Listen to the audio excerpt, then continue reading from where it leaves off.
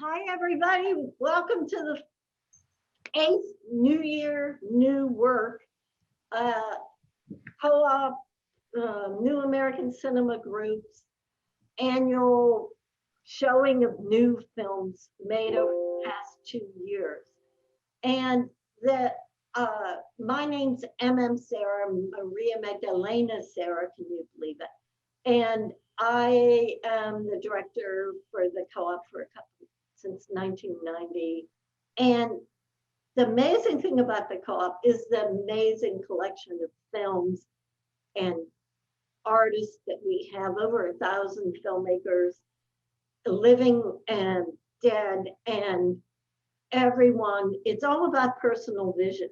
Each filmmaker is unique, and the way it was set up in the 60s, it was part of the counterculture. Anyone and everyone can make a film, and that's the most important thing, is the film be seen and the filmmaker had the opportunity to talk about her work or his work. And this is our office space, and that's where our computers are, our videos. We have a theater, and usually in the past 7 years, we have a movie theater with 35 seats, and we would do it on site. But this year's the very first time we're doing it virtually and digitally. And so it's a new experience, but it's also because of COVID, the amazing thing is how we're digitizing and making visible work that normally would not be seen or would be seen in our screening room. So it can go out globally and worldwide, like a filmmaker that no one ever rented, Edward Owens, when he was alive on 16. Now we digitized him and he rents to 20, 30, 23 different countries.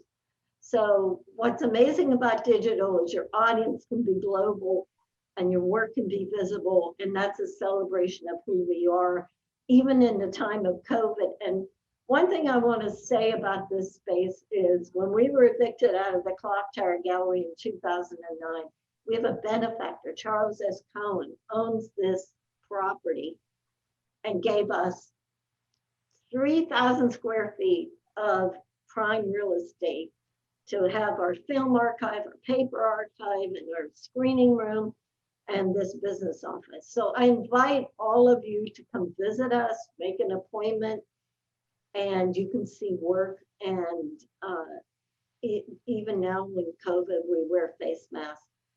And so I want to introduce our curators for tonight's program, because they are the ones that put this together, and they'll tell you about themselves and the program. How's that sound? Tonight we have Rachel Guma and Henri Vertanoff, and they're going to talk about looking at all this work and putting it all together and organizing this amazing, brilliant collection of films. Thank you, MM. Thank you, MM. We don't have much prepared because we really want this to be about the filmmakers and you hearing from them. But we just want to thank you all for joining us. And you know, there's 15 filmmakers, so it's really amazing to have everyone here to talk about their work. And yeah, just thank you for joining us. If you haven't yet, please check out all of the films on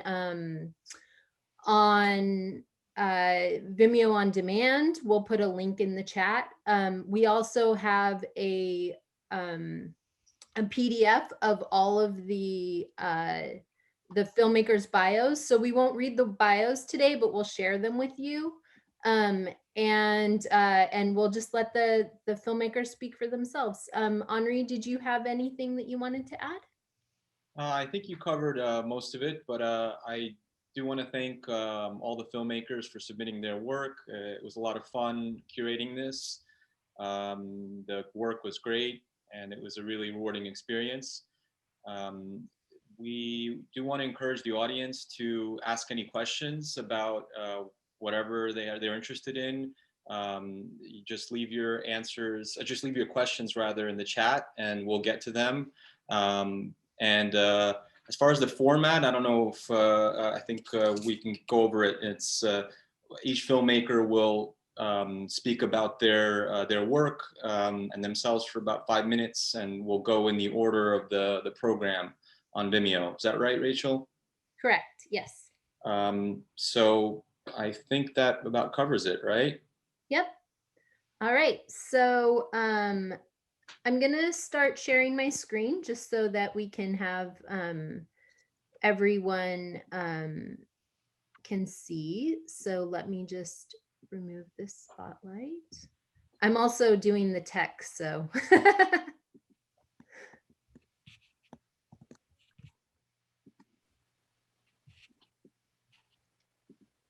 All right, so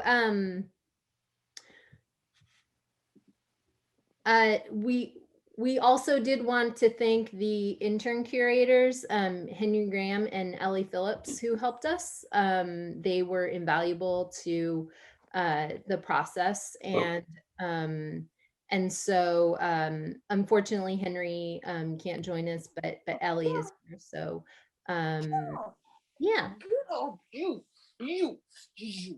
I think I hear a puppy. All right. So our first person to speak is Louis Clark with Circumstantial Pleasures. And I'm going to spotlight Lou, and here we go. Hello, Lou. Hi, very happy to be here. I have a long relationship with the co-op, and for a number of years, I haven't been here, but it's great to be back with MM and everybody and to be doing this event. So Circumstantial Pleasures is my latest feature-length compilation of collage films. And it's 6 films that make up a 65-minute length. And for those of you who may know my work, usually I'm dealing with 20th century imagery, mid 20th century imagery mostly. And this is a real change of pace for me in a number of ways. And one of them is that I decided to use contemporary imagery or things that were older that could pass as contemporary imagery. But mostly it's contemporary imagery, and I was trying to explore the zeitgeist, doing things that I don't normally use, like newspaper imagery, all kinds of, and then an experimental music soundtrack. Normally my works are often deal with a kind of elliptical narrative, and that's not the case here either. There is really no narrative. It's an associative kind of description of the contemporary world and how things move around. It's a kind of culminating work for me in different respects. There's work that I remember seeing when I was starting in the 70s that made a large impression on me. And in a lot of ways, this set of films kind of follows through on that. What else can I tell you about it? It ends with a piece by a musical piece, a composition by Scott Walker from the Walker Brothers.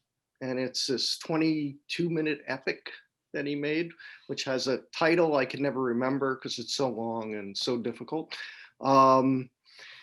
And there's an interesting story that happened with that of actually getting permission. Usually when I work with music, if it's an experimental composer like the other 2 people who provided me with music for this, Tom Rashan, who's an extraordinary LA collage musician, and David Rosenboom, who is a colleague of mine at Cal Arts, where I teach. He was the dean of the music school until about 3 weeks ago. And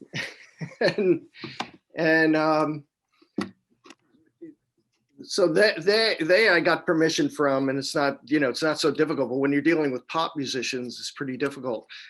So Mark Webber, who probably some of you know as the guitarist from Pulp, but also as an experimental film curator.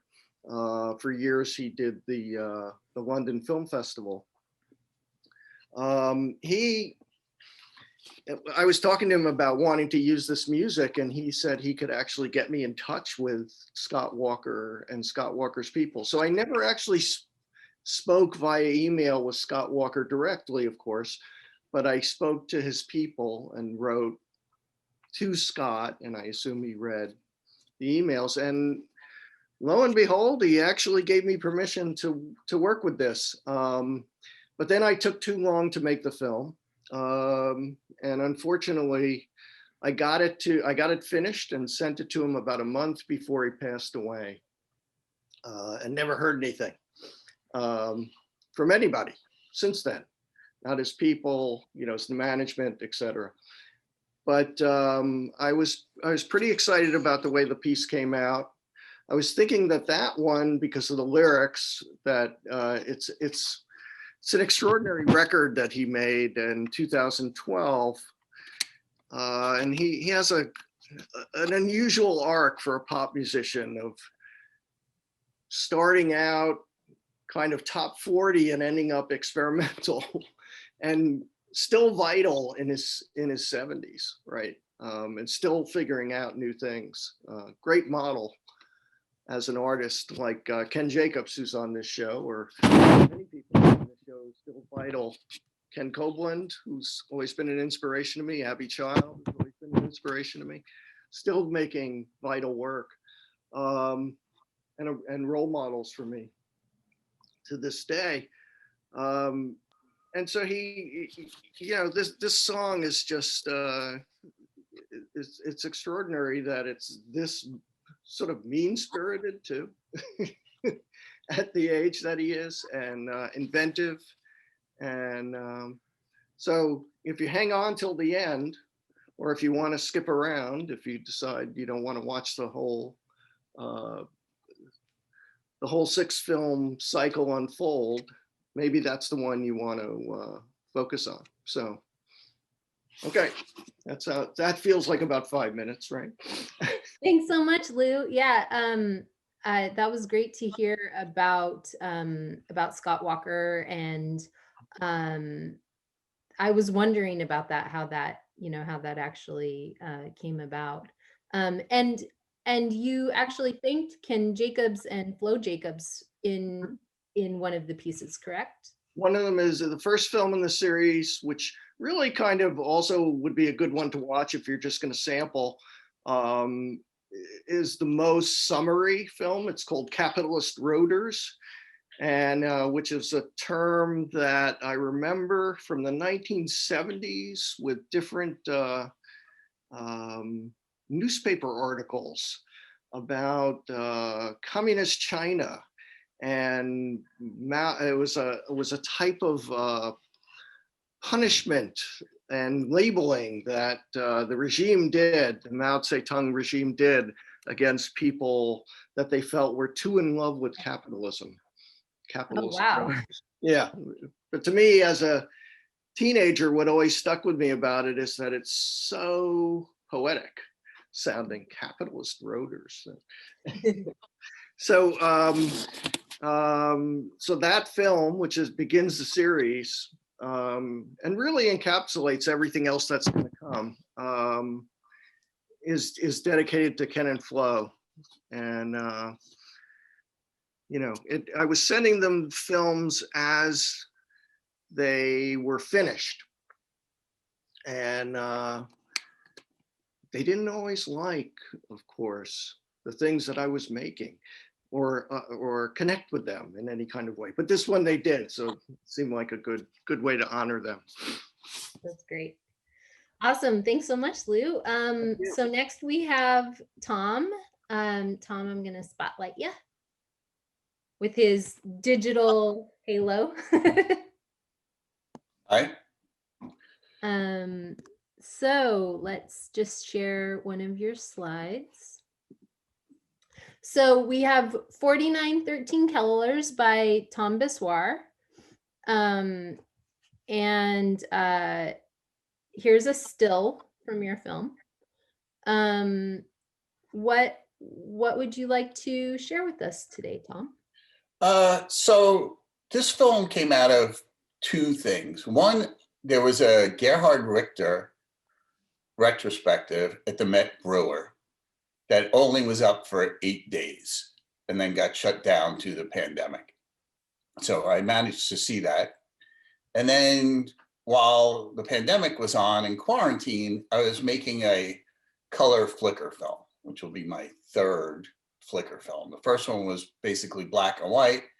Then I did a flick, that was Prime Perfect. Then I did a flicker film, Prime Perfect Squared. That was black, white, red, green, blue. And I decided during quarantine, I was going to make a full color flicker film. So I was exploring how to choose colors and things. And one of the things I was first doing was working in RGB space. And so I was just using different gradients of red, green, and blue and mixing them together and using 17 of each. 17 cubed comes out to 4,913, which immediately reminded me of the 4,900 colors that in a piece by Gerhard Richter that I had just seen. So after I finished the color flicker film, I set out to make a film that's somewhat an homage to Richter's 4,900 colors. So he combined colors and made different colored squares, 4,900 different colored squares, and put them into 5x5 panels. And then those are randomly arranged in various configurations. So I took my 4,913 colors and made them into 5x5 panels. And I had one panel with 13 instead of 25. And that became this short silent film. It's 30 seconds silent. And it's not really that much more to say about a 30-second film. I've talked longer than the film actually is. That's great, Tom. Thank you so much. And we do want to remind you that if you have any questions, feel free to put them in the chat, and we'll ask the filmmakers at the end. Yeah, that's great. Thanks so much, Tom. Oh, and if anybody wonders, the halo behind me is actually a still from my film Digits of Pi. Awesome. Which is at the co-op, correct? Yes. Great. Thank you, Tom. Thank you. So now we have Solinero, Black Sun by Arcangelo Mazzolini. And you can see some stills from this film. Here's another still from it. And let's see. Oh, perfect timing.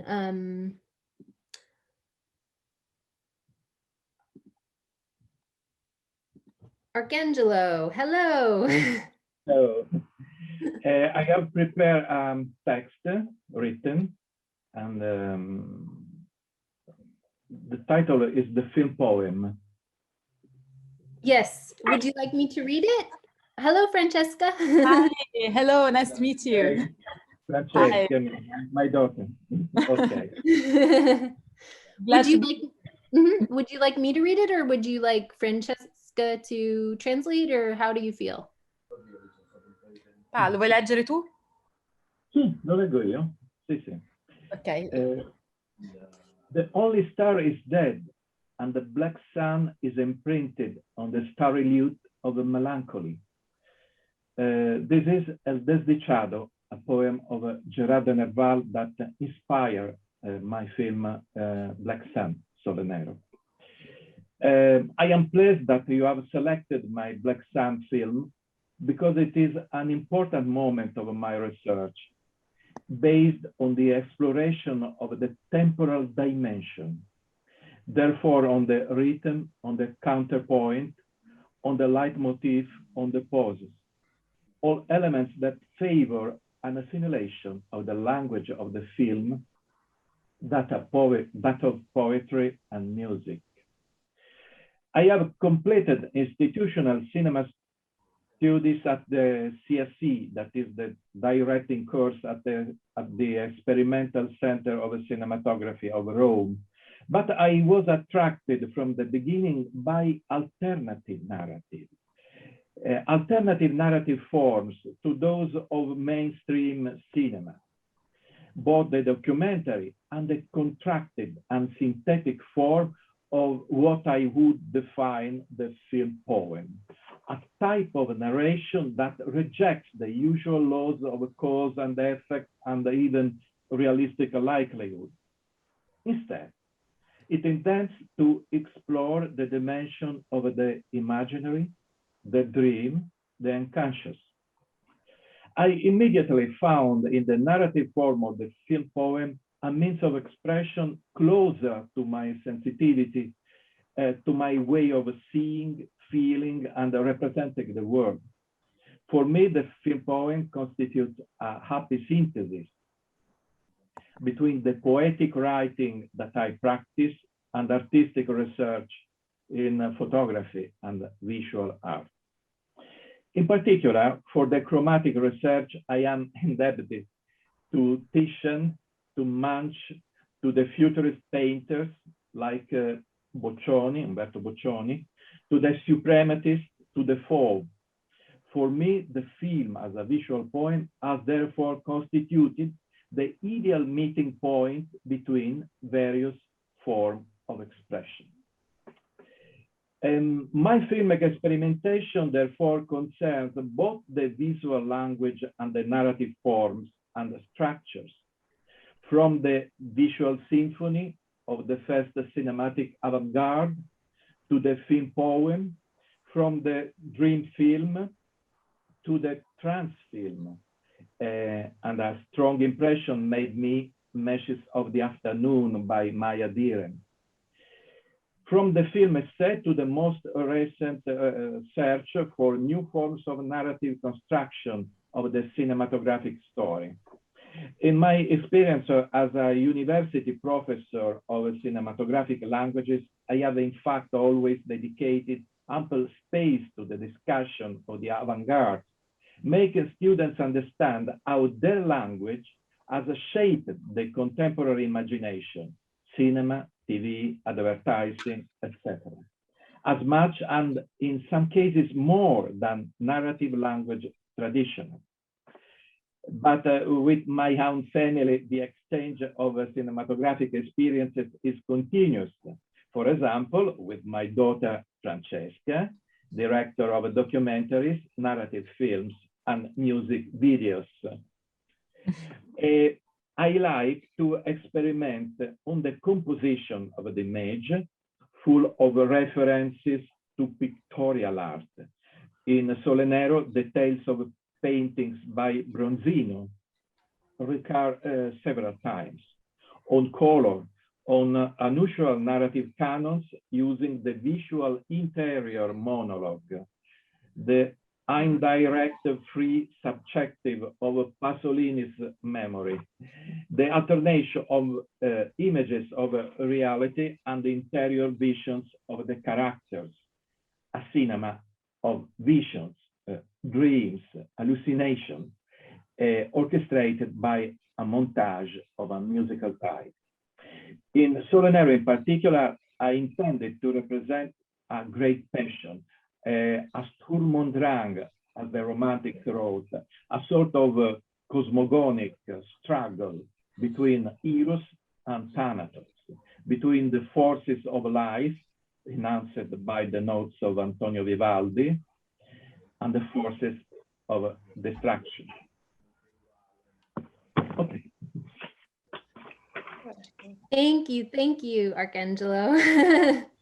And if you have any questions for Arcangelo, put them in the chat, and we'll get to them at the end. So and Arcangelo is joining us from Rome, correct? Yeah. Yes, from Rome. Okay, so next we have Abby Child with Blue Edit. So let me, sorry, I'm doing too many things here. All right, so here are some stills from Blue Edit. And again, we encourage you to see all of these films on Vimeo on demand. They're really amazing. So let's see here. Abby, let me get you on screen. Hello. Glad to be replaced by Romans for a few minutes there. Rome is very dear to my heart. Okay, so Blue Edit is kind of an amuse-bouche in my work. Amuse-bouche in French, kind of the appetizer. And maybe this is an amuse-oeil, like a fun eye. It was material that I was doing a feature film, which I just finished this November, the third of my trilogy of films, and it was begun in 2019, and I was frustrated with the long form process, and I began to look at my video that I'd shot on my iPhone 6 and my iPhone 8. So my little phone. So, and the wonderful thing about that is you, of course, can have it in your pocket and you can pull it out anytime. And so I began to start it, and I was a little bit inspired by I Can't Stand the Rain by Ann Peebles, who's a great jazz singer. And I'll tell the sort of ironic coincidence that happened by the time I finished, because I put it aside, was working on my feature. And then last spring during COVID lockdown, I thought this is a good time to look back at that footage and begin to finish it. And it's unlike most of my work in that it's kind of real-time images. It's not single frame shot, or some of it's double exposed, but not much. And so it's a little bit of a diary film, which also is not like anything I do usually. Of course, it has no narrative, and I sort of played with rhythm, sound, image, which is what I always play with. And starting with I Can't Stand the Rain by Ann Peebles. And what was happening under COVID, of course, we were kind of living in mortality. I'm in the East Village. It was a lot of sirens. And by the end of the summer, it was a lot of helicopters, which were somehow even more frightening, with the police checking out the protests for Black Lives Matter, which I could hear from the roof of my building from Union Square, because we're only about a mile or 2 miles away. At any rate, a really good friend and helpmate died of COVID in the spring. And I believe I wasn't tested, but I believe I had COVID. And the only person I can think that I got it from was perhaps Ali, this friend of mine. And so when I was looking at Blue Edit, I realized there was a lot of mortality and goodbyes in it. So I thought it was really appropriate to finish this Blue Edit, which it already had its name from 2019, but it seemed even more accurate in terms of both melancholy, but also in terms of kind of the jazz of the blues. You know, the blues is a kind of way to negotiate fear, terror, sadness. So it was kind of my way to negotiate that. And I guess the only thing that more to say at this point was that I couldn't remember the Ann Peebles name, so I couldn't find the song that I had heard and fallen in love with. And probably in 2019, at some point, I ran into a jazz critic in the place where Ali works. And we had this extended conversation, and he said, yeah, it's Ann Peebles. And so I love that coincidence that in the very place where Ali works was where I kind of found the title, not the title, but the sort of inspiration for the film, and that it kind of is a remembrance. That's really all I have to say. And thank you all for doing this. It's great to see everybody. Zoom weirdly has been part of one's salvation over this year. Thank you. Thank you so much, Abby. Yeah, and I was always really struck by the way that that piece of music is worked throughout the piece, and you can hear just the string or anything like that. So that's really interesting to hear that connection. It's also so great. I can't stand the rain. I mean, you kind of love the rain, but I love that she's like, no. Yeah. Thanks so much, Abby.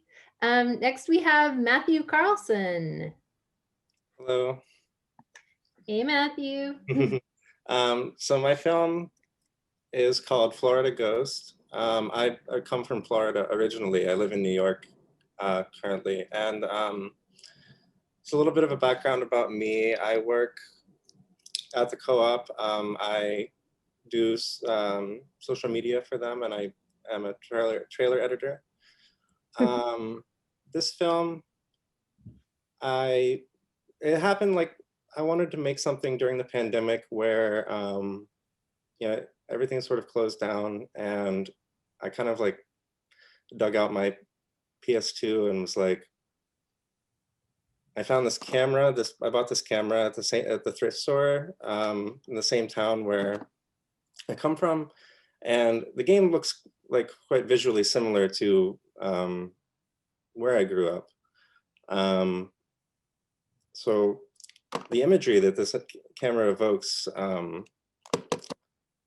it just feels like digital images that are coming out of like debris. Like it feels like something being conjured out of this morass of noise. And I wanted to make something with this game due to the similarities of where I grew up. And I'm very into machinima, which is a sort of portmanteau of video game, like machine and cinema, and using imagery from games. And I'm also a very big fan of Phil Solomon, who has used imagery from Grand Theft Auto in the past, which is what I borrowed here. I'm trying to think of what else I can say. I feel like... Would you like me to show the still again so you can kind of... Sure, that would be great. Okay. So this image, a lot of the imagery is interspersed from vacations that my wife and I went on. This is a trip actually that I went on for work at a different job to Los Angeles. But this is, sorry, just one sec. And a lot of the other imagery is from the first time I left my house since lockdown, which was in, I don't know, the summer of 2020. And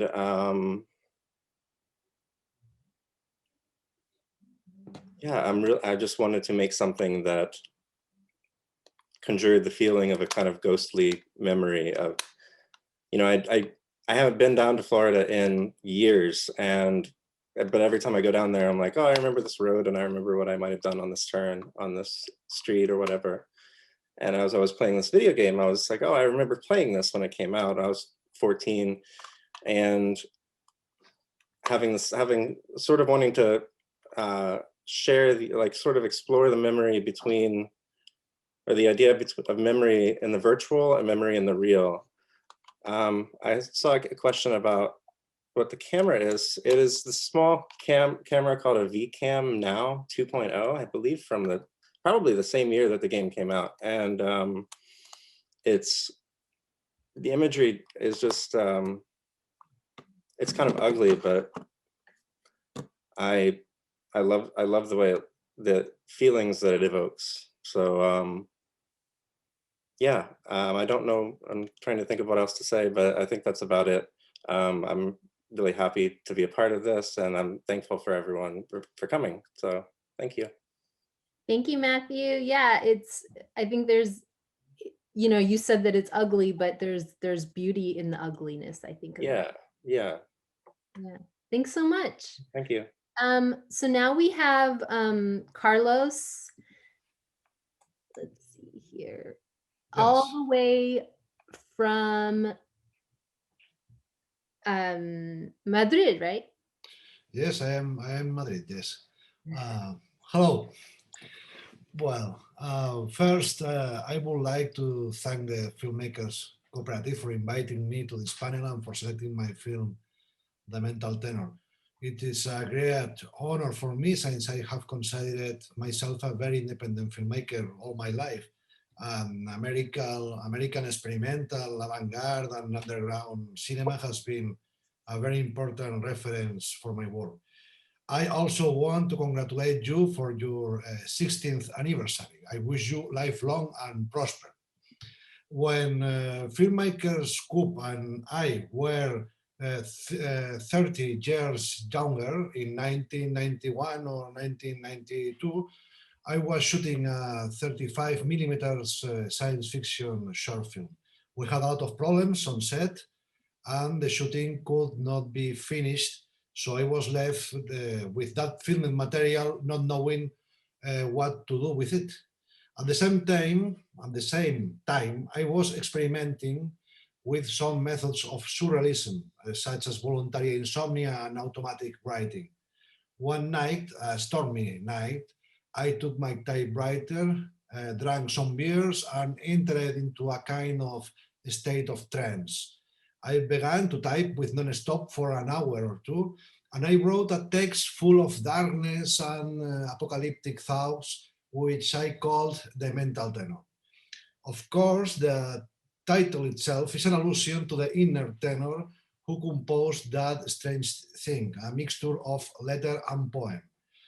I did not write it with the intention of filming it, but immediately saw that it could serve as a binder for an experimental film.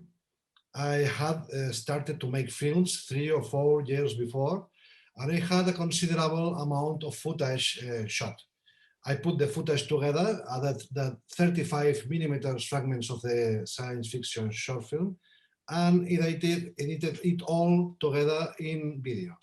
I put a camera in front of the TV screen and filmed everything. For me, that was a source of unexpected joy. The texture of the larger image provided a dreamlike quality. What it lost in visual information, it gained in tactile experience. When I add the voiceover, everything fit perfectly, as if I had planned it in advance. So this movie is not the result of chance, of putting things together at random. I think everything was foreshadowed inside my head. To round off the film, I asked my friend Xavi Tor to compose something. He was the perfect musician for that project. Xavi is a fan of John Cage, Glenn Branca, and people like that. And he considers sound and texture more important than melody and harmony. I have a similar vision of cinema. I think the narration, the story, is something secondary. The mental tenor plays with narration, breaks it up, and never focuses on one character. It jokes with the viewer's expectations. It is true that most of my filmography is apparently less experimental and that I have often used narrativity, but I have always tried to subvert their rules. My primary goal is not to tell stories. The most important thing to me is creating a new world, an enveloping atmosphere, which I call expanded subjectivity, and let the audience create their own meanings. I always start from a kind of iconic drive, from a visceral desire to film something concrete. All my films are born from that desire, which I do not perceive only as a visual, but also as tactile. I haven't made movies for a few years. The last decade, I have been busy writing theater and essays, but I think I have waited too long enough, and meeting with the filmmakers group and your feedback has greatly increased my desire for to film more. Thank you very much for your welcome. That's wonderful. Thank you, Carlos. Yeah, you've inspired us as well. So we're very, very happy to have your work in the collection. So thank you so much. Next we have Michelle Handelman.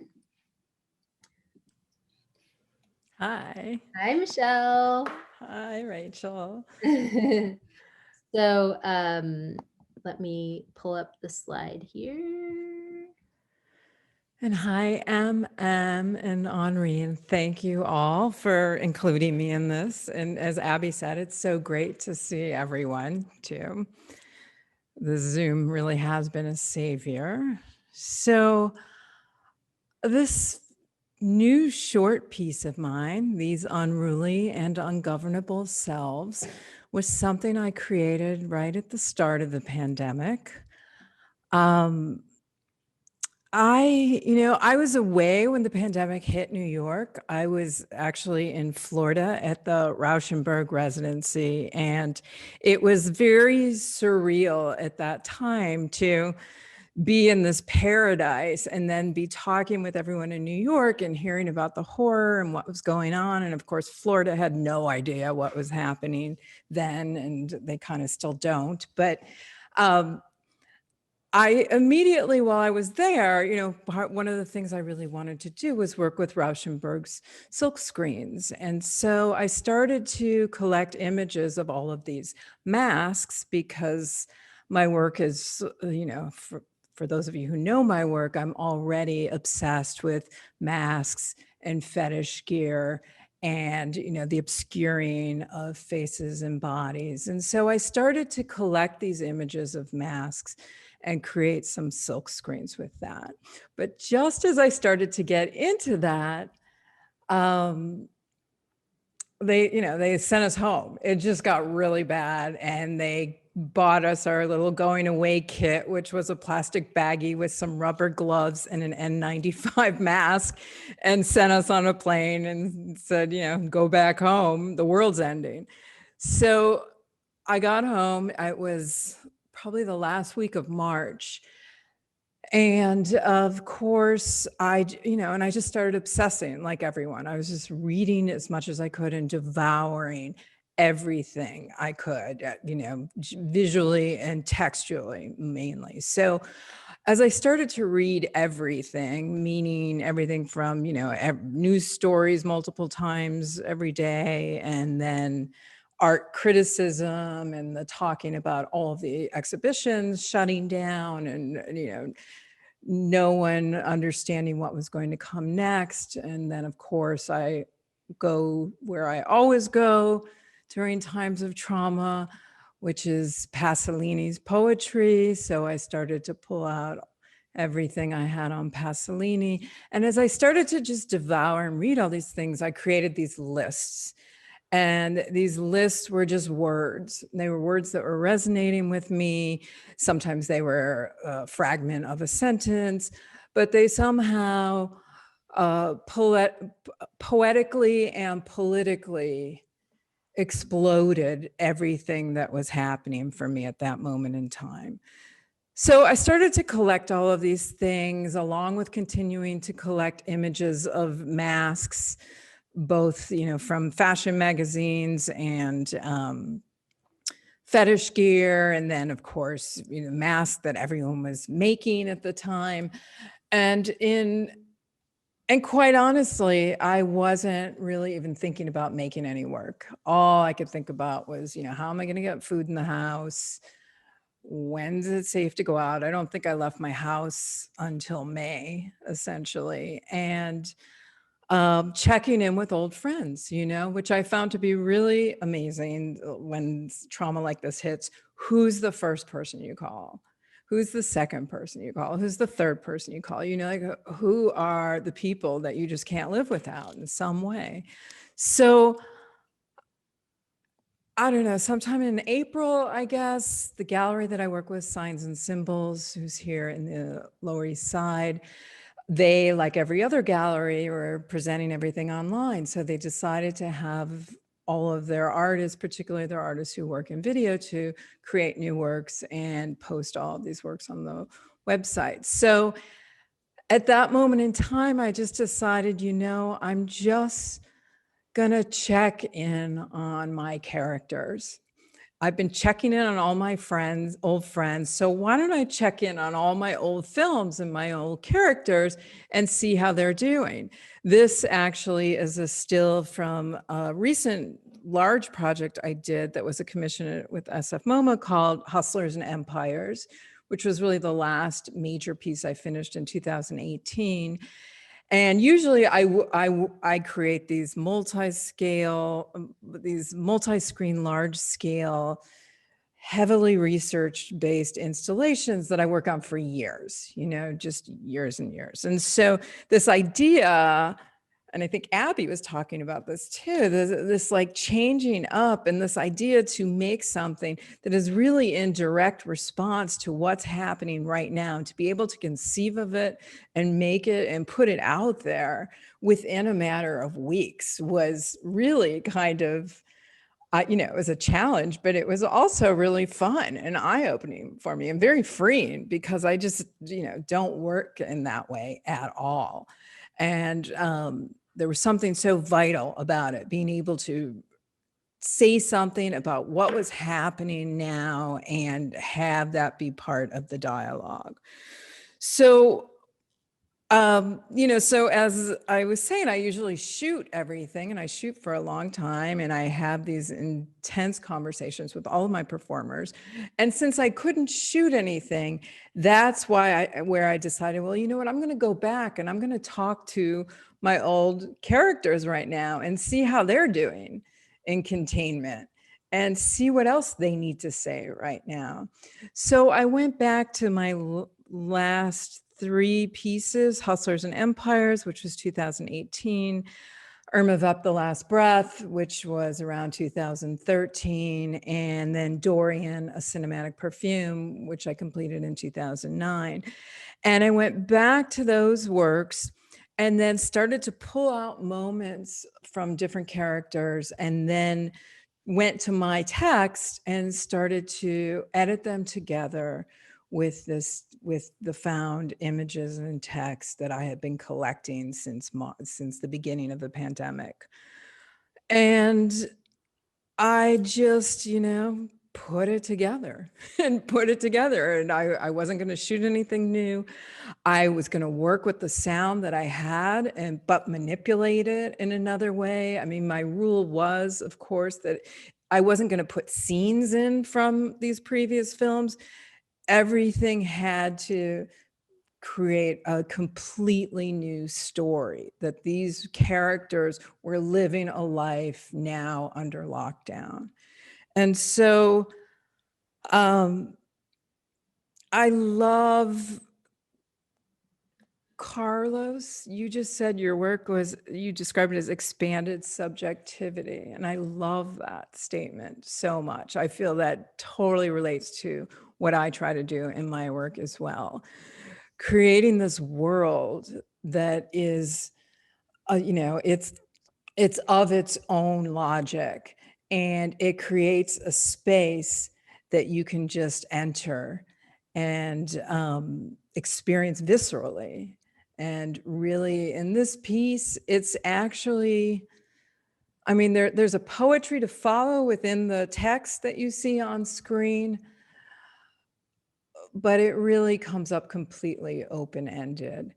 So this has been a start of a new thing for me. And this actually was the first piece in a trilogy now that I'm doing. I did a second piece called, oh, I can't remember the name of it. It's got a really long title now. And anyway, I'm working on a third one now, which we're going to premiere the whole trilogy at Participant Inc. online sometime later on this spring.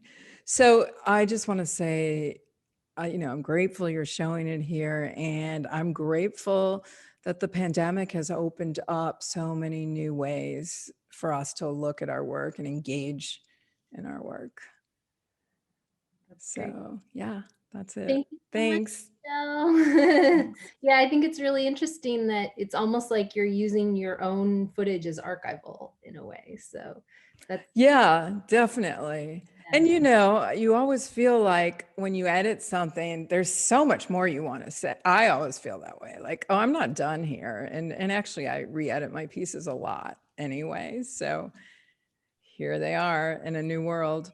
yeah, wonderful. Thanks so much. Yeah. Next we have Cynthia. Hello, everybody. Hi, Cynthia. How are you? I'm good, thank you. A little cold, but good. Yeah. So the next film is Callan by Cynthia Menanski. And we have a still here. So what would you like to tell us about, Cynthia? So this film, it's called Callan, which means Hold on, sorry. okay, no worries. It means what remains, and it's the title of a book by a Turkish woman writer from the same period as the famous Orhan Pamuk, but she was never translated into English until it's still being published right now. So it's part of a series that I've been working on of feminist, I would say radical feminist writing, a series of short films. So to date, I've done one on text by Clarice Lispector called Viva Agua, Katerina Gogu, this anarchist poet from Greece, and also an actress, KG, Gertrude Stein piece called William Bruzy. Another piece that I just finished this year is called AA, which is about a very, I think, important feminist poet and photographer in Moscow named Anna Alchuk. And the last one, which I really just did the sound mix for this week, is called Flowers for LH, based on the last play by Lorraine Hainsbury called What Are the Use of Flowers? So it's an ongoing series about radical feminist writing, and it could be philosophers of Simone Weil. I did another one on Simone Weil called Grace and Gravity. So they're always short. The criteria is that the women or the radical feminist, because it doesn't have to be a woman, a biological woman, but has to be radical feminist writing, and could be philosophical, poetic. Really, I always ask for recommendations from people around the world, and I read a lot. So I'm sort of creating this body of work of 20 women. Right now, they're all biological women, but I think it's really more about feminism at this point. So Callan, I made, as you could see before the pandemic hit, right? I lived in Turkey for about 20 years in Istanbul. So I've made lots of work in that city, and this is perhaps the last work I've made. And the locations are all about the uprising that happened in 2011, the Gezi Park, but it's also about the Saturday Mothers and forms of protest that happened on this one pedestrian street in Istanbul called İstiklal Caddesi, the street of liberation, actually. And I tend to work with dancers or performance artists, and very conceptually in this film series. And yeah, that's what it is. So I worked with a woman named Leila on a piece by Leila. And the most important issue is a lot of my work has typography and translation. I tend to work in a lot of different languages.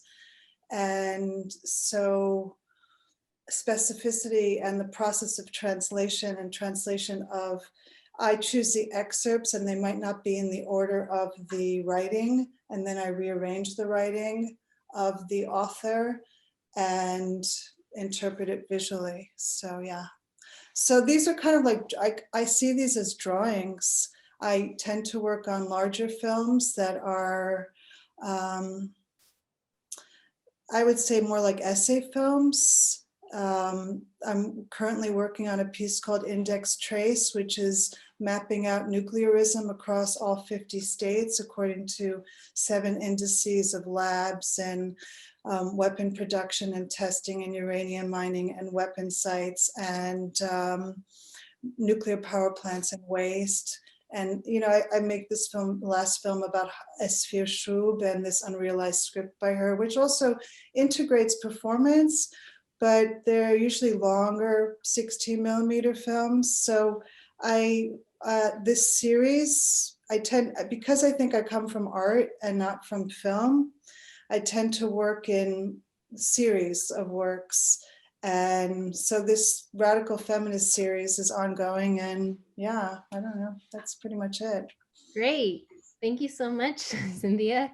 Yeah, I think it's interesting when you work in series and you work in, you know, different things. It's like you can go back to it at any time. So, well, I think it's also interesting then to start as they grow as a body of work, you can start to show them together. So I showed the first 4 together in Moscow at Garage.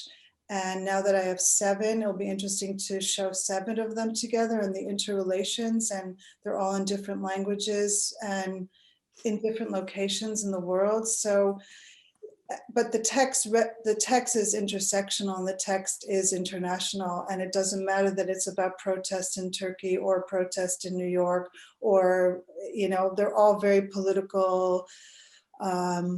They're all very politically spirited films, I would say. They're protest works in a lot of ways.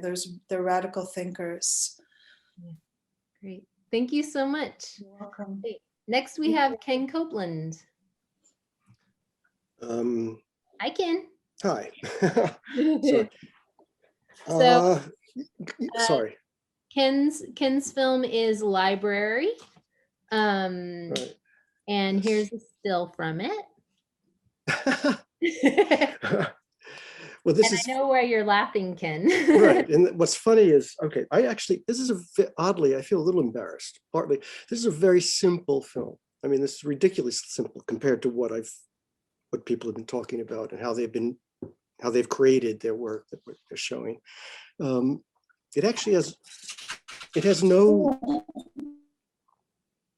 sorry, am I doing that? It has no deep meaning. It's a film that is absolutely what it is on the surface. It doesn't even have much deep thought. I shot this, it was obvious. Basically, it's the shot of the floor of the NYU library and people walking across it. And it was made for exactly what I filmed, meaning it was made for this kind of crazy illusion, this kind of Renaissance or op art, or this kind of figure ground, conflict, or alternation. And in a sense, I don't even consider this a film I made. I consider this a film I photographed, because what's there was that. I compare it a little bit to the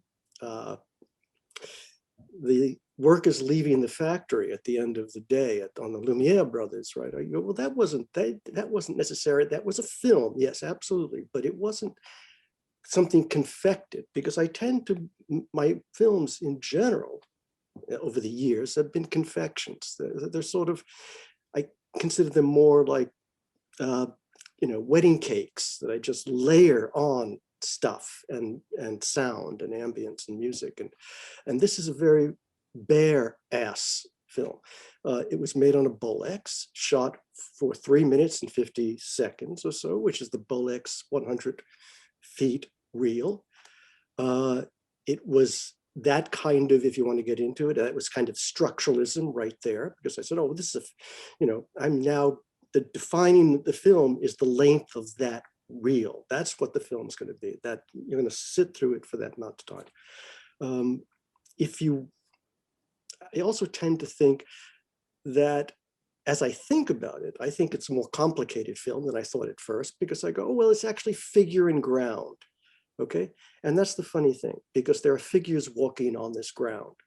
Okay, so there's a kind of ironic joke in that. Figure ground, okay, there's a guy walking on the ground. Anyway, it's a simple film, and I don't really have much to say more than, you know, it's just what it is. And the pleasure in it, if there is the fun of that illusion. Yeah. That's it. Thank you, Ken. And you have two versions, right? You have the 16 millimeter version, Right. and then the version that we're showing, you did titles at the beginning. Well, the funny thing is, and the funny, though I laughed at that picture, was that I shot this in 1975, okay? And it sat essentially in my drawer. And at one point, when I looked at it again, I thought, oh, well, you know, this is worth seeing, I guess. So I made a graphic illusion, optical illusion or something, I guess what it's called. It's a Photoshop distortion that I used as the main title, which is the only piece from 2019. So the rest of the film is basically just, but I liked it. Yeah, that's the distortion that becomes the floor, which I think actually makes the film about 100% better. So anyway, that's the film. Thanks so much, Ken. Sure. Next we have Catalina. Hi. Did it work? Hold on.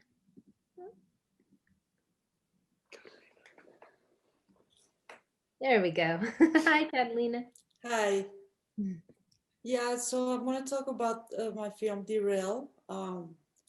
I shot it in 1996 and finished in 1997. And the collage is basically a collage of images and sounds reflecting the daily choreography of the New York City subway system. I shot it with a 16mm Bolex camera, and the Bolex has a spring drive motor that must be wound up to shoot about 15 feet of film, or 28 seconds of footage at a time. So every 30 seconds of shooting, I had to wind up the motor. So it's like, and these Bolex take 100 feet of 16mm film, and these 100 feet are about 3 minutes. Those were the cameras available at the new school where I was studying.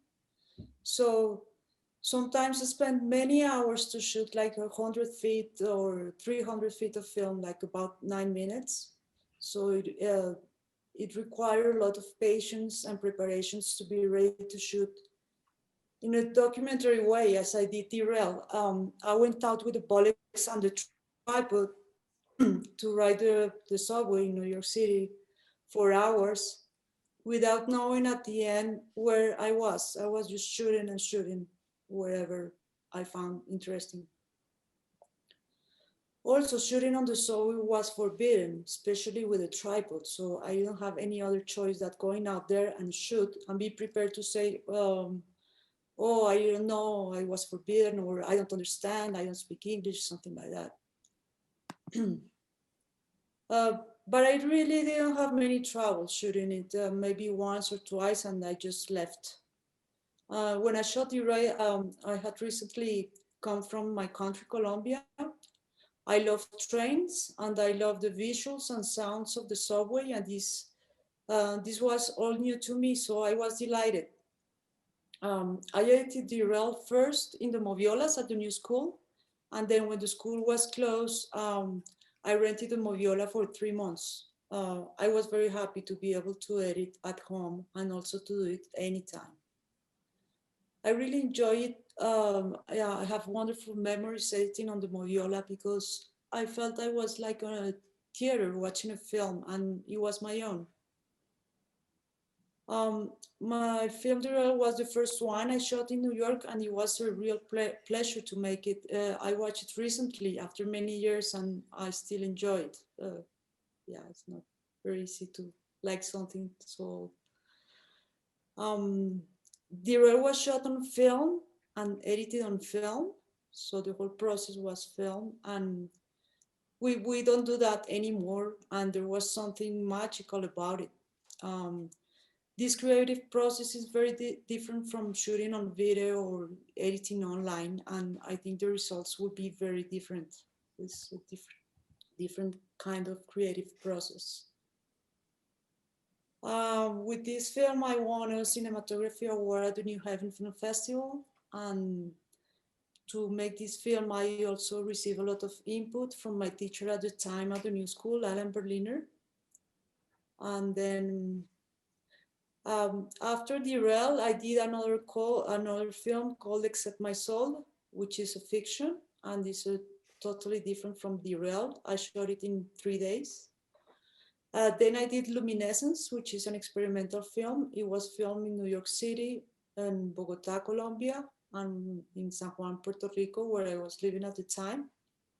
Luminescence is a film about light as mirror, as metaphor, as shadow, and as self-reflection. It was shot also with a Bolex, and but I edited online. So I wouldn't imagine editing Luminescence on a Moviola now, because I had so much footage. After Luminescence, I did Umbrella House. It's a short film about the squatter community in the Lower East Side who I came to know.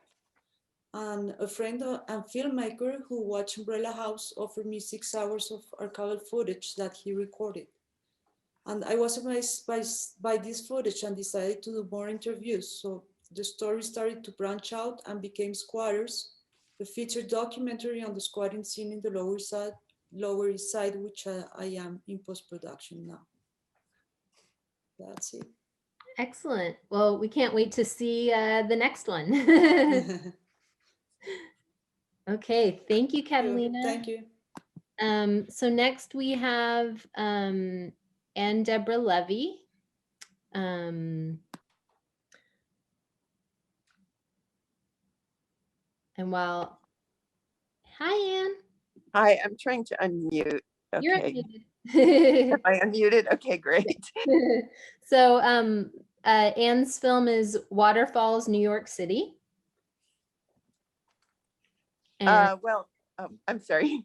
Well, the genesis of my film actually was that I was on vacation in Rome several years ago, and I took a day trip to the Villa d'Este garden with which has lots and lots of fountains in it, and many of you have seen in Kenneth Anger's film Ode d'Artifice. And I was fascinated not so much with the fountains, but with the water itself. And I decided to be practical and not try to shoot a film there, which would have been logistically very difficult, especially because I like to shoot and then edit and shoot again. So I came back to New York and started filming water coming from lots of fountains all over the city, just in Manhattan. And this wasn't really any attempt to catalog them all, but just to observe the water. And I was drawn again and again to this one fountain in the West Village, which is actually structurally a very ugly fountain, but it has 3 tiers, and they're just these big sheets of water that come down. And because of where it's situated, it's in a triangular park, which I can't remember the name of, that's bounded by 6th Avenue, Carmine Street, and Bleecker. Everywhere you look, you're looking through the water at all kinds of interesting things. And so I kept coming back there, and it kind of became the centerpiece of the film. And because there's so many people in that park all the time, it became actually kind of a little bit of a city symphony about the life in that particular corner of Manhattan. But when I was editing it, I felt that you know, it gets to be pretty tiresome to hear this loud rushing of water all the time, which actually all the fountains sound like. So there's a lot in the film that I changed in editing, even though it's not so apparent unless you look very closely. Like in a lot of the shots where you see images of glimpses of people or things in between the water falling, I would actually cut out chunks of footage where it was just the water falling, so you get more of a flickery sense of what was going on behind it. And in the sound and with the image, I made these sort of interludes where you cut away to other fountains where the sound gets quieter, but it didn't actually, I just made it that way. So it's not just, you know, like setting the camera there and documenting, and that's it. The film is similar to several films I've been making in the last 10 years where I shoot outdoors and sort of find a location or a condition and observe from sort of an unusual angle or condition, like in a car through windows with rain falling on them and viewing the landscape, or a train window where there are reflections of other things in the window as well as the landscape going by. But it's different in that this is an urban environment, and I think the human presence, which is always in my films, even though they're not outwardly about people, it's more present here.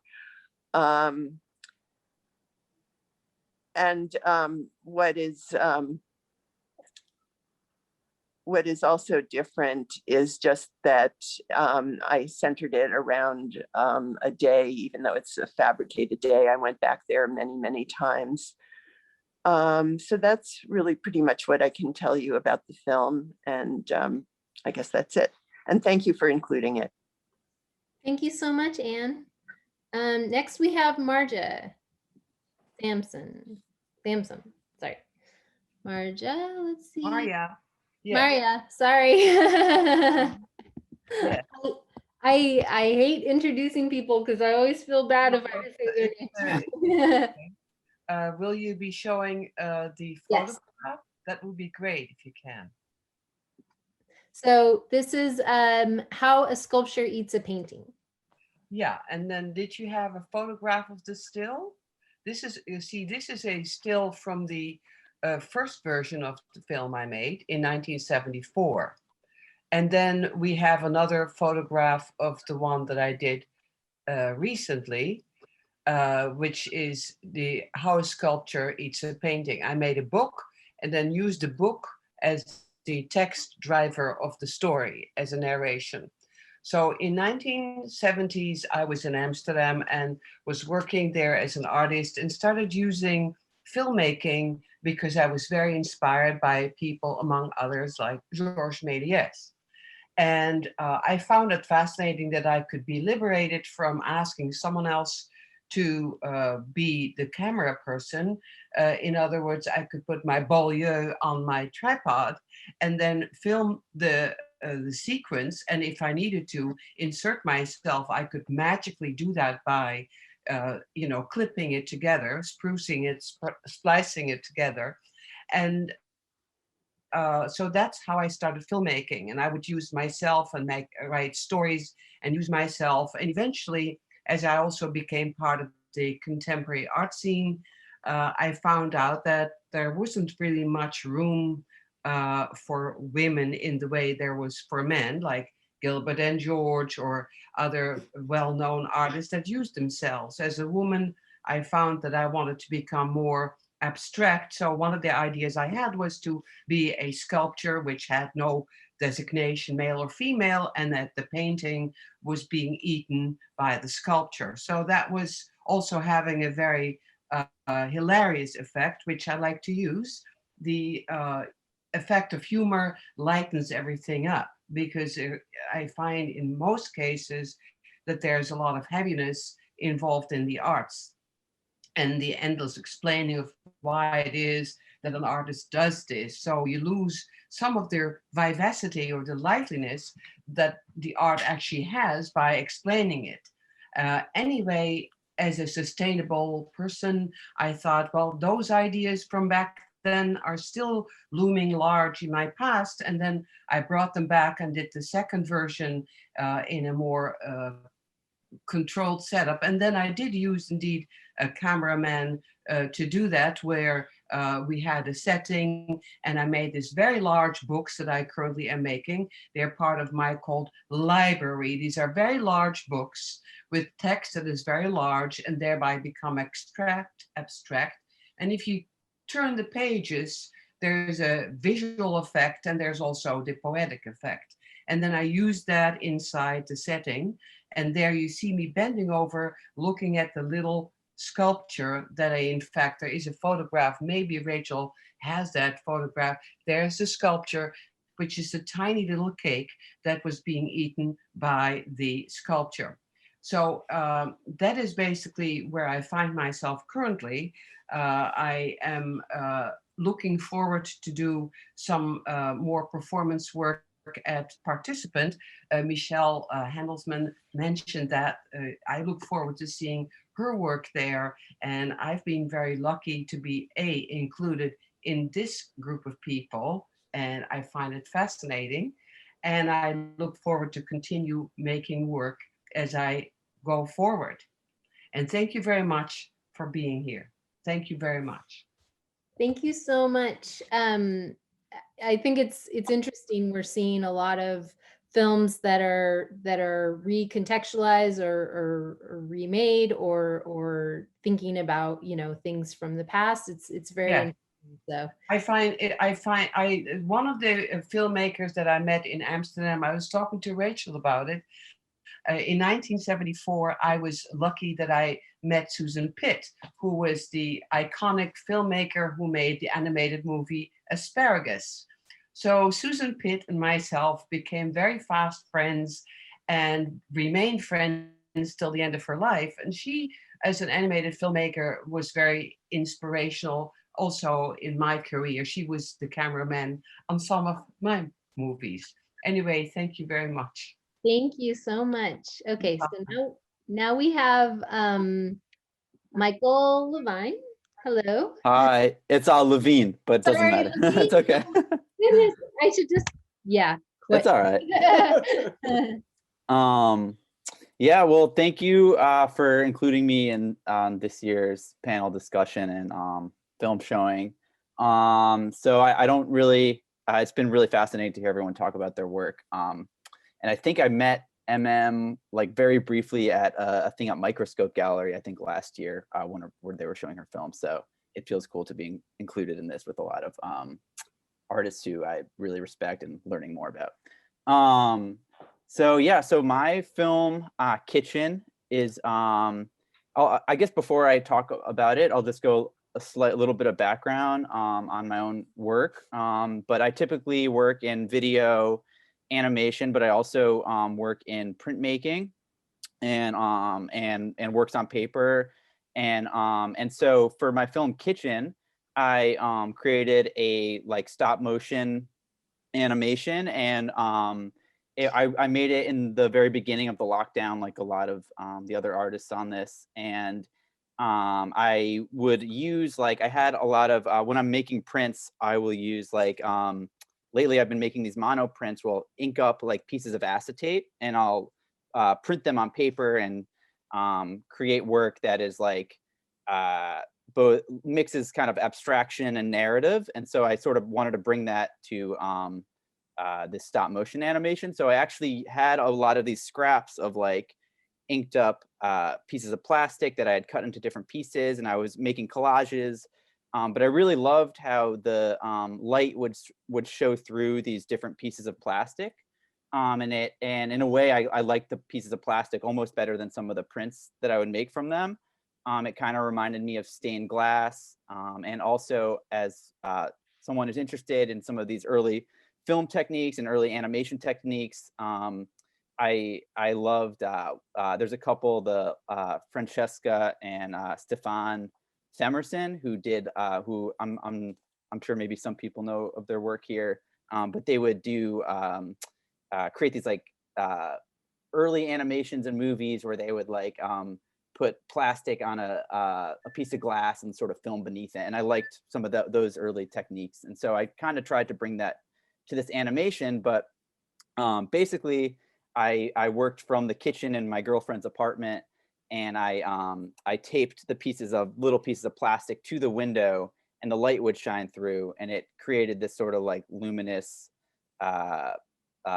aesthetic, I guess. And I would also like tape, so you can see in this image, there's a piece of paper that's taped over these like pieces of plastic, and I would cut away and take a picture and move the pieces around and try to create like a very loose narrative from this. So I titled the piece Kitchen, and everything was created in my girlfriend's kitchen, and I used audio of different conversations I was having during the beginning of the pandemic. So there's a sense of like, you know, I feel like there's a sense of autobiography and diary in this. And so it kind of goes through these different conversations. And as I'm going through it, you're hearing my voice also kind of try to connect these different conversations by talking about like the artistic process of making this film. So it kind of has that sort of referencing itself kind of vibe. But definitely I was trying to tie in humor. I used audio from when I'd called the Department of Labor and was trying to get unemployment. So it became this like, you know, autobiographical sort of moment that I was trying to capture, and also use it to create this stop motion animation. So one thing that I found that was kind of interesting when I was working on it was that, you know, because we were forced to be at home then, I was like, I was relying on the daylight. So I was taping these pieces of plastic up to the window, and I had to work between a certain time frame. And I feel like, especially during this, the beginning of the pandemic, I was like really in tune to like the light changing throughout the day, hearing like the different noises on the street and these different patterns that would happen. So it was, you know, the whole process was something that I really connected to, and the idea of like focusing on this, like a sort of tedious, like making the stop motion is kind of tedious, and it, I guess like keeping busy with that was something that was really nice, especially in the beginning of the lockdown and everything. So yeah, that's basically all I have to say about it. So I hope everyone could watch it. It's not too long. It's like 8.5 minutes. So thank you. Great. Thank you so much, Michael. Yep. The last person we have is Lily White. Hi, everybody. Thank you, Film Co-op, for doing this show and for all your hard work. I know what it's like to put stuff together, and there's a lot of work to it. So thanks. So anyway, my films are about interpreting the I Ching. I'm very interested in energy and dreams and that sort of thing. And I wanted to make films that would show something like that. And the question was how to do that. So lately I have explored doing this by using the I Ching, which is a way to look into your interior energy and translate it into some kind of meaning. But even if you don't know anything about it, or you watch the film, it's simply okay to follow the imagery. You don't have to know anything about this. So I'm interested also in creating a beautiful aesthetic. So the I Ching is also known as the ancient Chinese book of changes, and it's an augury. So it can draw out what is happening inside us and present it to us. Now, the way it does this is it uses a pictographic language, and they depict the answer to your question by making a form of 6 lines. And usually you find out these lines by tossing coins or some other method, and you come up with either a straight line or a broken line. And these are obviously referring to your interior energy. And the I Ching names these lines as trigrams to start off with. So this trigram is mountain. Mountain is an energy that is still and can hold something inside it. Usually this trigram is used to indicate something like meditation. So my film is number 26, and it has two trigrams. It has mountain and it has heaven.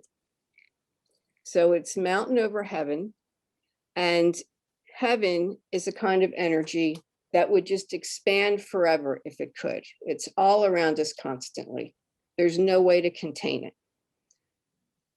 So usually when I make these films, I shoot myself with video performing some kind of motion, and my whole body is in the frame. But since we were in lockdown, I've been hard pressed to go outside to do something like that.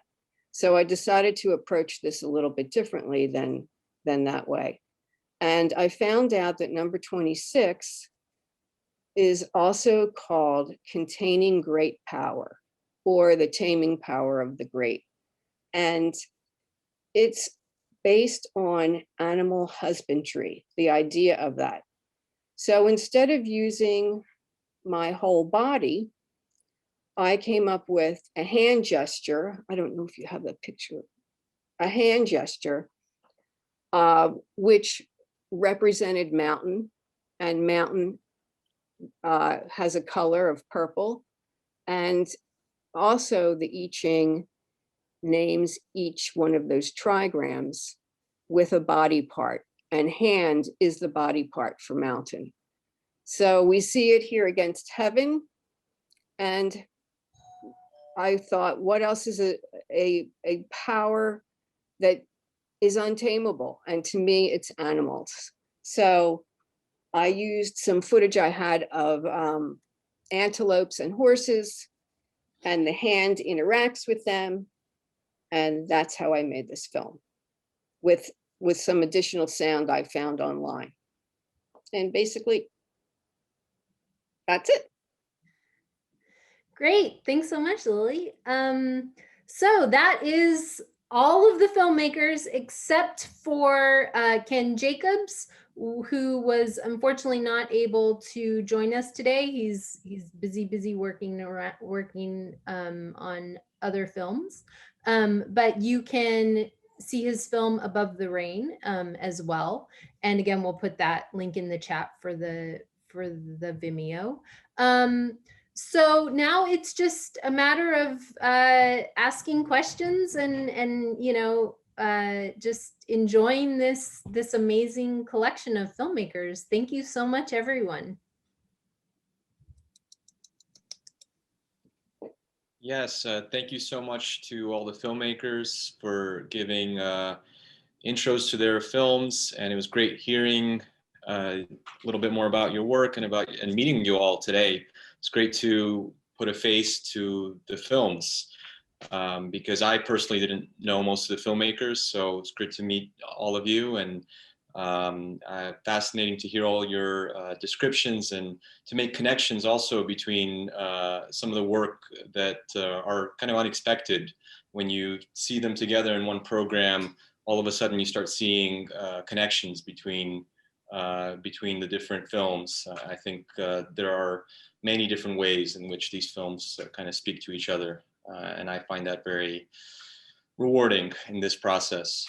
So if you have any questions still, you feel free to put them in the chat. I have been putting some of the questions that I've had for the filmmakers as we went along. So I hope it's okay if some of those questions will be addressed. And for those who have already been here with us through the whole time, thank you so much for sticking with us. And we hope you can stick around for the questions. Rachel, do you want to go through the questions, or you want me to? It's what's your preference? I think if you want to go through the questions, that'd be great. Okay. So yeah, like I said, I think we started with we'll just start with the first.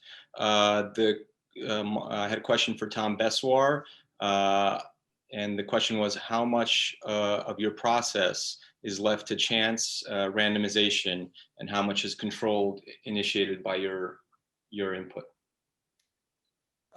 It starts with randomized, but it's what I call curated random. So I'll use a computer program for like 4,913 colors for distributing the colors into the 25 square grids. And then I'll do a bunch of versions, and I'll pick which one that I find most pleasing.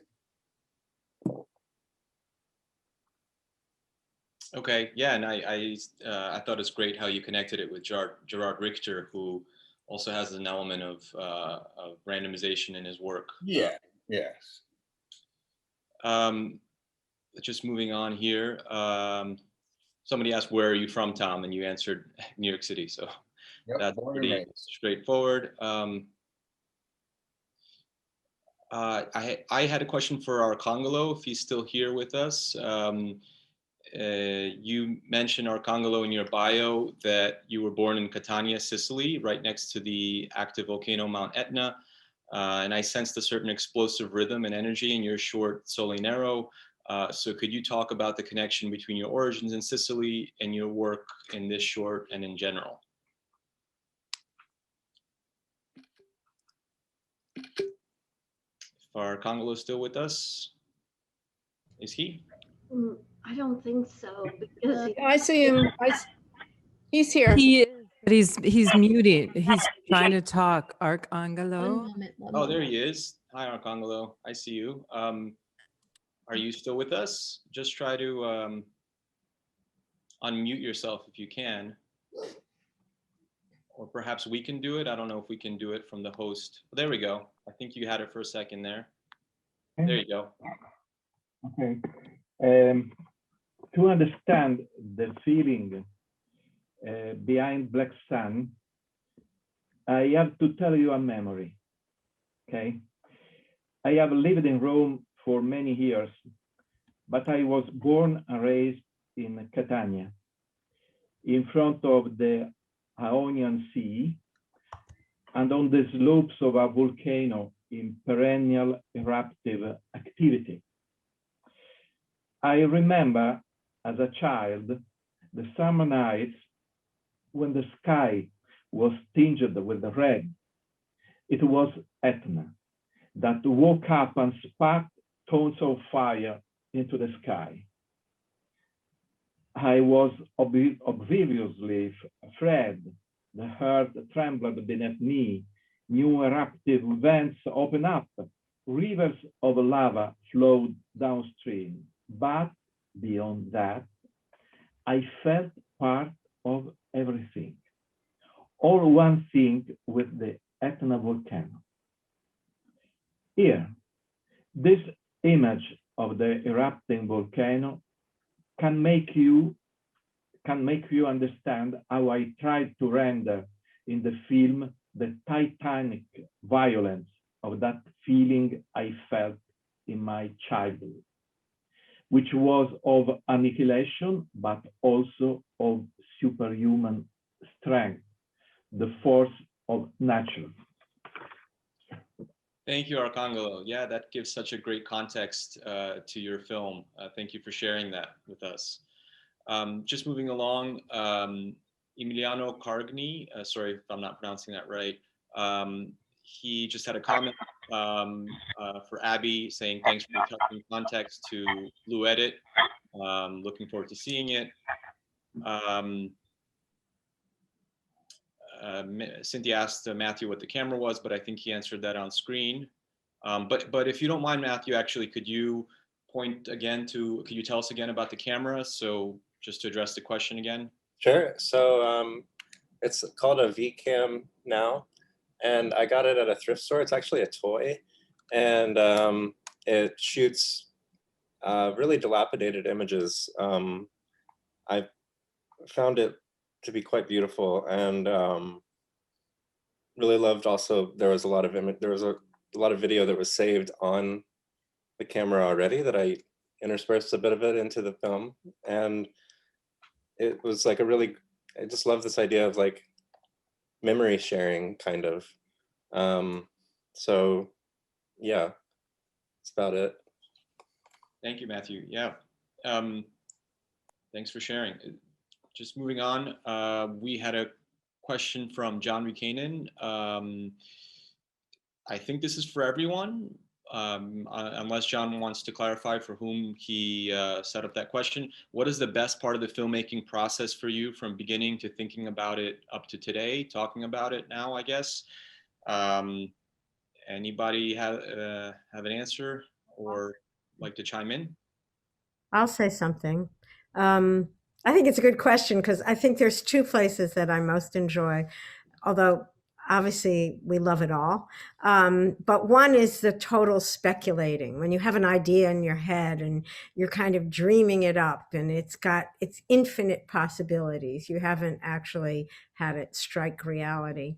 And I actually, there's probably more than two, because I love shooting because it's so physical, because in an hour you can really accomplish something, whereas editing, you can spend the whole day and not even have a cut last. So there's always that. But I would say my other second favorite part is at the very end of editing, when, for me at least, my work can be kind of loose and dissolute and crazy. And there's this funny moment where I know how it should go. I just can feel it. And it's almost like I pulled a string and everything falls into place. And it's a very small change, perhaps, for an outsider to see it, but it's a moment when the film suddenly gets structure. It's like it gets its backbone, or its backbone comes into being. It's been percolating. So I love that moment. Thank you, Abby. And actually, the next question is also for you. So you call attention to the editing process in your title for the short, Blue Edit. And I was personally struck by the many different connections between your shots, whether it's like thematic or in terms of cutting on sound or different framings, contexts. So I just wanted you to maybe speak to what inspired your editing choices in the film. Well, for this film, Blue Edit, maybe different from other work, as I noted. It's very associative. It's based on rhythm. And I guess I would say what is continuous with my process always is I always think of things as very prismatic, very vortexical, so that connections are multiple. Maybe not that a cut has multiple relations, but that I see multiple relations. I don't know about you guys, but when I walk into a room and meet someone, I'm feeling so many different connections, emotions, physical, sensory, and I'm always trying to be attentive. Well, most of the time I'm trying to be attentive to all of them.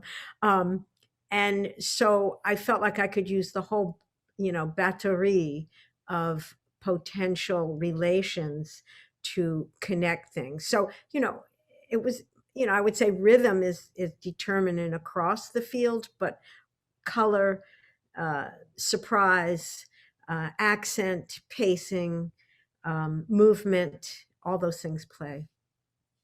Thank you, Abby. Our next question is for Cynthia Menanski.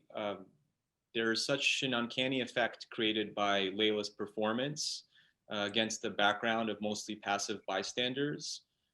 What is the decision to shoot on the streets, I presume, of Istanbul mean to you and your conception behind Callan? I feel like most of my films, the main protagonist is always the landscape, and then the performer or the dancer or the actors, it's almost like there's a competition between the landscape as the main protagonist and the performer.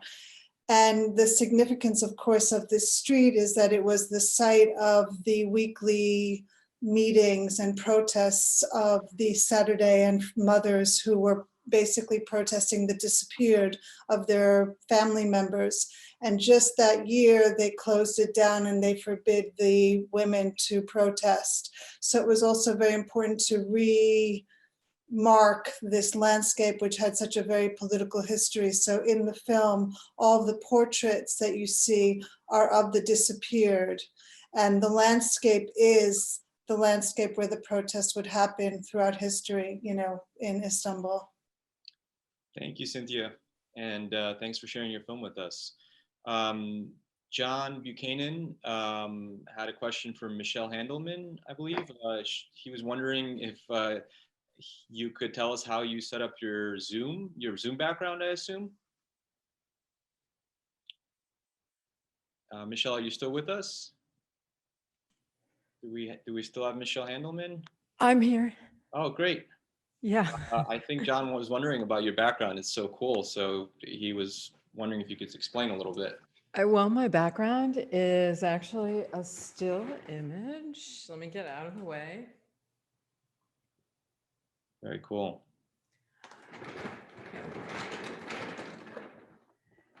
You can see it better. Anyway, this is an installation shot of my piece, Irma Vep, The Last Breath, which is a multi-screen installation inspired by the original silent film Les Vampires and the character of Irma Vep. It is filtered through, well, it kind of reimagines Irma Vep as a transgender figure played by Zachary Drucker, and also features Flawless Sabrina, Jack Dora show, at playing this old woman who is representative of Musidora, the actress who portrayed Irma Vep in the original silent film, who in her final days was a ticket taker in the Cinémathèque Française before she died in the late 1950s. The original film, of course, was made in 1915. So yeah, that's just a shot from one of the installations. I think it was at the Henry Museum in Seattle. Thank you, Michelle. Moving on with another question from John. This is for Catalina, I believe. He was wondering about the title, Derail. If you could tell us a little bit about how you got to that title. Well, the Derail is, well, spelled D-E-R-A-I-L, one word, and it's related to the tracks and to the trains, you know, and it's just part of maybe the creative process to keeping on track, you know. So don't derail. It's just a very nice word, and you can figure out different meanings with the film. Thank The you. film is very abstract, so you can go anywhere with it too. Right. Thank you. We have one more question, I believe, unless somebody has any last minute questions. This is for Michael Levine. You have a great use of sound effects in your short. How did you achieve the layered soundscape? Yeah, so I would record like conversations like on FaceTime, and then also like chopping in the kitchen and phone calls, and I just I mean I basically I would just like layer some of the sounds together. I didn't do anything, like I don't have a ton of experience with some of the sound stuff, so I just kind of was trying to pay attention to like there's moments of sound that would kind of connect to the visuals in interesting ways. So like there's like a moment where I'm like washing dishes, and like I think it's like a fork makes this like weird noise, and so I was just trying to pay attention to some of those. But other than just like changing the levels and like maybe layering some of these things, so like if I wanted maybe a moment where I did want to get like the sound of like the dishes to be really prominent, I would maybe record myself a couple times washing the dishes and maybe layer that a little bit. But I don't think it wasn't that like complicated. It was more just like in Adobe Premiere, layering some of the sounds and adjusting moments and then chopping up the sound, so it would be like I could like highlight certain moments that I thought were interesting visually. Thank you. Thanks, Michael. Yeah. And thank you all for being with us. And let's see if there are any other questions. Sorry if we weren't able to address your question, or rather if one of the filmmakers, we didn't have a question for. It's really hard to work with this format where we have so many different filmmakers, but rest assured we loved all your work, and we're so fortunate to have you with us and to share your film with everyone. So thank you from Great us. show, great curators. Thank you, Henri. Thank you. Thank you, Thank you. everybody. Bye. Bye. Thank you all. Thank And it you. was Good to Bye. see everyone. that's great, all this great work.